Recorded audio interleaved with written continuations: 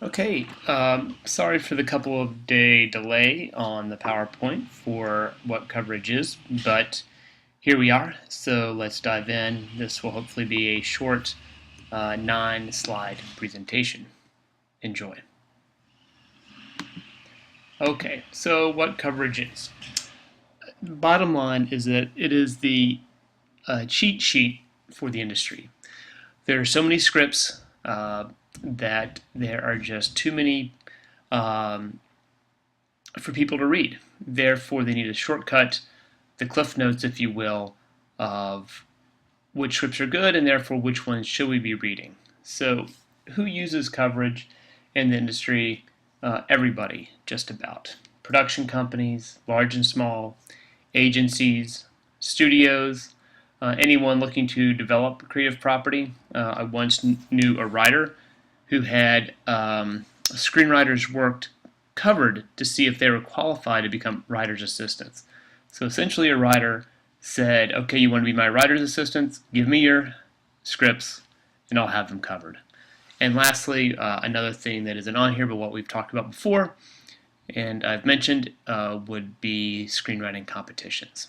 All right, so let's dive into the contents of coverage. Oh, additionally, you might hear some loud banging, drilling, etc. There is some work being done on my house as I record this, and I'm trying to find the quietest time. I think it's the quietest time.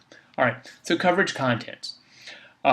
Essentially, you're going to have a top sheet, and you'll see from the example of coverage, if you haven't already read it for Shallow Creek, that this top sheet is sort of even the cliff notes of the script and contains certain elements that somebody can just get a really quick snapshot of whether they want to proceed or take an interest in a piece of property. So you're going to have the title of the script, the analyst's name who covered the script, author of the screenwriter, the date the material was covered, what form of material are you looking at. That could be a screenplay, a spec pilot, it could be a novel, an article, a short story, etc. Number of pages of the work, what draft, if any, is known, period, and basically that means time period where the script is set, 1980s, present day, Revolutionary War, etc. The genre, and that could be also be a cross of genres, such as aliens versus cowboys. Setting, meaning its location, central Pennsylvania, western Pennsylvania, Florida, etc. Outer space. Elements, and I don't think that we'll, for our particular coverage, we'll have this, but elements are any attachments. So if like a director or a particular actor is already attached to star in the piece, then that will be included. And then the log line. All right, let's hang on to the log line for a minute before we talk about some other elements.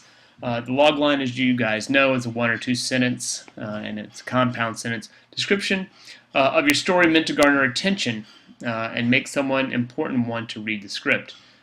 This must be a concise summary of all and may prove the most difficult to realize to your satisfaction, but if you're good at this, good things will happen, especially when you start pitching your own stories. So we're going to be working on some log lines more next week, so refer back to this if you need to. I will let you take a look at this. I don't think I need to delve in too deeply, other than a young woman is stalked by a killing machine sent from the future and learns she is marked for death because she will bear a child who saves mankind from extermination. All right, email me the log line. I'm still waiting for what is the story and what is the plot of Monsters University. I've got that plush doll sitting around. So email me the film from this log line. Good luck. All right, so a log line must include the protagonist, not necessarily the name, but a trait, because traits give away character and let us understand who that character is. Washed up rock star. That's more descriptive than George. Must have the presence of conflict, therefore we get a sense of the antagonist. Does not need to give away the ending. It elicits interest from a potential audience and often contains irony. All right, we'll move on in terms of this, but we'll be circling around a lot on log lines later. All right, so for the remainder of that top sheet on the coverage that you put out, you'll have an area called commercial potential. And this is something where you're just going to have an understanding or start enlarging your understanding of audience, target audiences, where will this material be best received. And then this is also a great opportunity is can the script be compared to other movies, good or bad, especially if you're going to pass on something. It's good to compare it to something else that maybe performed poorly. Conversely, if something is like, well, hey, it's just like Taken, but better, that's a good way to sort of help those in sort of those decision-making arms understand the potential that the script has. And then you get down to sort of the meat of what you're going to do. Because for every script you're going to read, you're either going to pass or recommend or somewhere in between the project and the writer. At times we'll be looking at material that's really well written, but maybe based on how we're looking at it for the week, this is material that we're going to pass on, but the writer is so strong that we want to recommend the writer. And then lastly, we're going to sort of grade the elements of the story, including concept, storyline, characters, and dialogue, and then lastly, highlight where the budget's going to fall. Is this going to be a high, medium, or low budget film? All right, so now let's move on to what I consider the meat of coverage, and there's two large parts, written parts, which I'm sure if you've looked at the Shallow Creek, you already know. One is the synopsis. All right, synopsis should be 2 pages, single-spaced, and keep it to this. You don't want to move into 3 pages. You don't want to move into 2.5 pages. You don't want to do something less based on sort of time and just having seen a lot of scripts covered. The 2-page synopsis works well and provides enough information, but not too much nor too little. And look to break down that synopsis at the end of each act, or break it down into quarters. You could have Act 1, then move into Act 2, Part 1, and then Act 2, Part 2, and then on to Act 3. And remember, a synopsis must be compact, logical, readable, and a really smooth representation of the script. And this is going to be a lot harder to do than it is to say, especially when you start reading scripts that are poorly written. And providing that logical, readable, smooth representation may be difficult because the script itself may be really hard to dissect and understand what's happening in the story. Do not, and I will repeat this again, do not break down the script scene by scene. This is not how it's done. You will kill yourself trying to do this, and it's not what anybody wants to look at. So you're going to remember you're summarizing. You're providing that introduction into the characters, the universe that the story is going to take place in. We're going to get to that catalyst, and then what's the first turning point. For Act 2, we're going to provide those major events that happen. We're going to hit the midpoint and then talk about the fallout after that for Act 2, and then down to that turning point, as well as cover any subplots that are introduced. And then for Act 3, we cover that action that leads up to the climax and resolution. Additionally, remember to keep your personal opinion out of it. This is not the place for that. You are just summarizing the story. And providing a really good synopsis is an art and will take practice. It is not easy at first, and I think you'll see that as we dive into it next week. All right, onward. All right, so part 2.